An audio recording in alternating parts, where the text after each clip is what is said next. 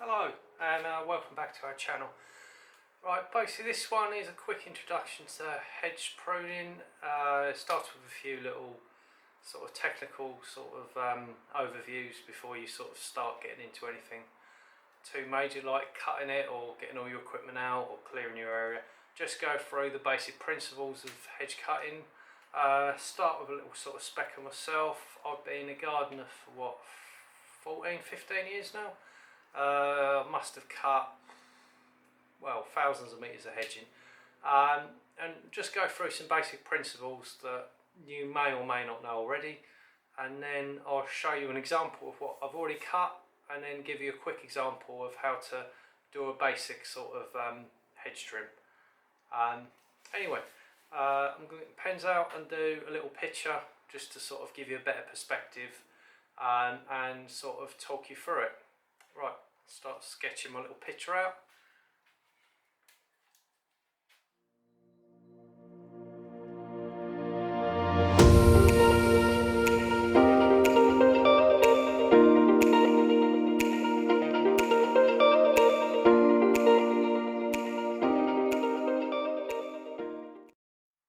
Right, back again. Right, basically one of these shapes is the right sort of shape that you should be aiming for when you're hedge cutting, and one of these shapes is the wrong shape that you should be going for when hedge cutting. If you want to have a quick guess, leave some comments below before watching it. If you sort of, if in doubt, want to have a little guess. Anyway, moving on, I'll tell you the answer. It's a little bit of a cheat with the fact that this is red, sort of showing you that this is wrong. Although an awful lot of people will cut hedging like this and not like this. I've put quite a big lean on it, as you can see on the little sort of triangle-ish bit, just to sort of emphasise the lean angle. You don't necessarily, when you're cutting, you don't necessarily need a lean angle as much as that, but you definitely don't want this. Now, a quick explanation. Basically, trees, plants, shrubs, whatever, they want light, and if they're not getting a lot of light, they're not very productive. So the idea behind cutting it at an angle like this is, as the sun comes down, then the rays will all come down and hit it at an angle. When you cut it like this, once you start to get below a certain point, the sun's going to have to go at a sharper angle to hit it, to the point that the sun's going to stop hitting it, because the top of it is going to block it out. Basically, the principles behind all plants is they just want to survive. They don't want to look good. So it's always worth remembering, if a part of a plant is not going to be productive, then the plant is possibly going to start dying off a bit there, or it's not going to grow as vigorously, or it's going to leave holes, it's going to be patchy. So obviously you want it to look good. Like the plant, it doesn't necessarily think, but it has a hormonal reaction.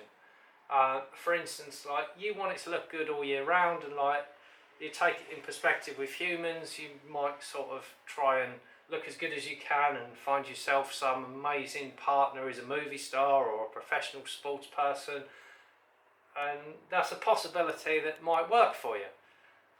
But in terms of hedging, they just want to stay alive. And plants, they want to stay alive and they want to reproduce. They've got no more other hormonal reactions than that. So basically, if you give it the opportunity, like here, for it to continually have something positive for the plant going all the way along, the chances are your plant is going to grow better, it's going to be thicker, and it's going to be a better plant going forward. So that's the perspective behind the hedge cutting. What I'll do now, I'll bring it out and show you a bit of hedge I've already cut and a bit of hedge I'm going to cut, so we can do a little comparison with how it looked, because they were basically the same before I started cutting it. And then we go through a few things that you can use to cut it with.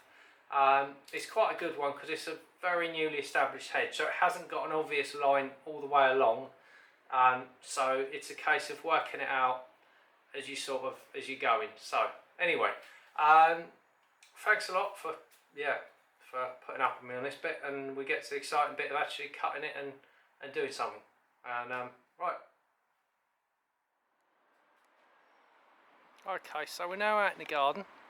I'll show you the sort of hedge I've cut first already. So you see it's got a little bit of a lean angle at the bottom. It's filling out nice and green. I'll take it down a bit, sort of thing, give you an all-round perspective. So that's sort of towards the front of it, and then up again you can see nice line, fairly level all the way along. Right, now if we flip it over, we turn around to this bit. As you can see, this bit hasn't been done, quite straggly. I've cut it previous years with a little bit of a lean on, but it's not fully established. So just to sort of show you the messiness of how it looked. Right, now, so yeah, left hand side fully done. Just needs to fill out a little bit, but it's only been in 2.5 years. And then if we go to this side, obviously we want to level it out and yeah, get the two sides to match as best as possible. Obviously it's still establishing, so it's a case of getting the best you can at this precise moment. But it's a good one to show as an example for hedge cutting, because when you're hedge cutting, doing something that's been cut perfectly before and just copying it is a lot easier. So it's a bit more fiddly, and I'll go through some basic tools rather than just start with a fancy hedge trimmer. We go through with shears and secateurs just to show it's easy enough, it just takes slightly longer. Alright, I will go and get the tools and get set up, and you'll see me in a second. Alright, hello, and right, I've got the tools in my hand. These are all the tools I use to cut that side of the hedge that you've just seen. Just to show you and quote, this I think costs what, £2, so what, about $3, and this is just an old one that I got second hand ages ago, and again probably the equivalent of about £2, $3, so not expensive. Works fairly reasonable, even though considering the hedge that I'm actually cutting is quite a hard hedge in terms of cutting through stuff, but both absolutely fine. So you don't need to spend a fortune if you just got a little hedge. Then just a couple little things like this. To be honest, I've done almost the whole of the right hand side with a pair of secateurs, and it took me, I would say, less than an hour. The only other thing, because we're matching, that I would recommend if you haven't done a lot of this before, and you can sort of see it in the background, is getting this little, a fairly long spirit level, and then you can put it, I think I might just have to drop the camera here, show you a bit better. Right, so then you can put it on one side of the hedge and work out, if it dips down a little bit, you can work out your dip and then dip it the same amount on the other side, to then make sure you got your level right. So if I drop it this side on here, that's about inside. Right, so it's probably not 100% clear. So what I'm going to do now, I'm going to bring it in a little bit to where I've cut. Okay, and then I think on here, if I point, there's a little bit here I've cut, and there's a little bit there I've cut. You don't need to do a lot, right? And basically that should mean, using the spirit level, that this and this are the same height as this hedge here. So you've got a good start. That's basically all you need to do. Just get yourself a couple of reference points and then try and keep it level. Alright, so we'll move back to here, and in terms of this, because I don't like picking it up a lot, I'll find it easier just to put it in my hand, and there's not a lot here. if we go across and we just start to match. Alright, it's always important to be over the top of what you're doing, because if you're looking up and you can't quite see at what angle, you're not very likely to get a very straight cut. It's going to either go off from front to back, or it's going to go off sort of from side to side, depending sort of at what angle you're at. Alright, so we'll cut it again. The other thing to remember is obviously you can cut it a little bit shorter if in doubt. So if you're not too sure if you're going to take too much off, go for too little, and then you can come back and fix it. But obviously if you think you're cutting too much off and you're right, then you're going to have hedges at different heights. So always worth remembering. Other thing, try and focus when you're cutting, focus going forwards, and sort of imagine there's a flat line going all the way along. So don't look 2 centimeters in front of yourself when cutting, because it's going to end up wavy. Alright, so what I'll do now is I'll start cutting through it, and then I'll go through what I've done, and then you'll be able to see that the two pieces of the hedging match. Actually, one other thing I will do quickly is, again, just to show you, obviously with this it's easier to try and line it up with where you're cutting on and on and on. Alright, so again, on the side as well, if you're going to cut the side going down or just reduce it to the side, the trouble is the hedge is so messy it's difficult to really work out exactly where it is. But on the side going down, if you've got a pair of these, turn it this way so you can get in at a better angle. Alright, so obviously that's the natural for doing the top, but if you're doing the sides and it's easier at the angle you're at, you can obviously flip them the other way and you get a slightly different angle. Anyway, I'm going to go through with the secateurs again, cut all this all the way along, and then review how the finished job is. Okay, right, now I'm about a third of the way through it.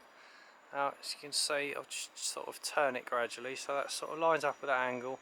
It's not 100% clear on here, but sort of looking through, you can see it's just a tiny bit higher than this side of the hedge, which is about right, because we can just trim a tiny bit off at the end. So we've gone about a third. You can see all the little straggly bits there. So I'll do it from that angle, and I'll just move the tripod a second. Looking down on it, you can see we've got the nice angle going down, slightly curved from the sides, just a little bit jolty, and to the base. So that's the start. That's obviously where we need to be progressing more into sort of the straggly bits, but just to show you sort of about third to halfway stage how it's progressing. And obviously if you're doing a similar hedge, it should be looking similar to this. Right, another side note, just in case this is you, it's a conifer. If you're doing a lot of conifers, if you cut past the green, they won't grow back. So it's always worth bearing in mind, if you're cutting something back, and if in doubt, leave it in the green, because if you cut all the green off, it might not grow back again. Especially if you're sort of cutting quite a lot out and you've replaced the secateurs with a pair of loppers or a saw to take out big patches of it, you might end up leaving a big patch. There is a way of tying it back in if there's most of it is still left, to try and fill it out, but it's a complicated process and takes a year or two to properly start to fill out. So anyway, I'm going to carry on cutting and then get them so hopefully they're exactly the same height, and then we'll go through and review it, and then we'll just have a space for some questions at the end of the video as well. If you want to pose any, obviously leave them down on the comments. If once you've sort of finished, or you're not 100% sure about something, just leave a comment below and we'll try and get back to you as soon as possible. Anyway, next time you see it, it should hopefully be completely level all the way along. It's obviously not 100% filled out yet, so it's not going to be 100% filled in, but it should be level. It should be within the parameters as discussed earlier on, Yeah, I'm gonna stop videoing this because I'm excited about finishing the rest. Right, hello, welcome back for the last bit of the video. Right, this bit we'll just go through and review. We've got the levels about right all the way along. It's filled in as much as I can possibly get it at the moment. I don't like to tie too much in. I like to let it grow naturally, especially as this is my place and I'm sort of happy to sort of wait a bit. Ideally I could do with cutting it in May and September, but I tend to just cut it in September because I'm so busy in May. But anyway, it's filled out a lot better than last year, and I'll probably do a video cutting it next year, probably using a hedge trimmer because it will probably be properly filled out and give you guys a sort of better representation of just how quick and easy it is with a hedge trimmer. But for now I think a nice pair of secateurs leveling it, showing you how it's done. So I'll bring it in a bit so you can have a look how both of the sides compare. So if I put that at the top and then we go down, so you can see it's got a nice sort of, move it a little bit so straight edge all the way along. Obviously there's sort of a bit at the back that still needs to fill in, but overall that's pretty good. And then if I move it slightly to the side so you can see the angle a little bit better, as you can see a nice sort of slope on that one as well going away, so it's going to benefit from the angle to get more sunlight, especially when you've got plants in the border. Right, going through for questions I thought I'd probably get asked. First question is, when you are doing a border and you've got a lot of stuff in it, if you let your hedge get too high, it starts to suck a lot of the food and the water out of the border. So obviously we've got grasses here. I'll try and zoom in a little bit if I can. The grass doesn't actually need as much water, but I'll sort of, yeah, zoom in a bit and see like there's a dahlia in amongst the grass that tends to like a bit more water. And if we pan across, there's another dahlia here and other stuff going on, and the rose just starting to flower. The sun's a bit bright at the moment, but it gives you sort of a fairly good idea that you don't want to let a hedge near a border get too big, because the trouble is it's going to start to suck out too much water and food, and your plants are going to suffer as a result. Next thing moving forward, obviously I'm in the UK, and in terms of UK you can sort of cut a lot of hedging sort of July, August, September, but obviously if there's birds nesting, idea is leave it as late as you possibly can, so sort of protect the wildlife really, and especially if you're planning on doing it early July, a very sort of light trim just to tidy it up, because there is probably birds nesting. Ideally wait until August, September, but sometimes even in August and September you might get a little bit of late nesting, so it's always worth having a quick look in the hedge, especially if you're going to be tackling it with a hedge trimmer or putting big pole pruner through where you're ripping sections out, just to make sure there's not birds and other bits and pieces in there. Anyway, that's probably about it. Thanks a lot for watching the video. Yeah, I don't think I've got any more to add, but if you have got any questions, stuff that I haven't thought of, or anything else relating to hedging, please leave a comment below and I'll try and get back to you as soon as possible. Thank you very much for watching. Thank you. Bye bye.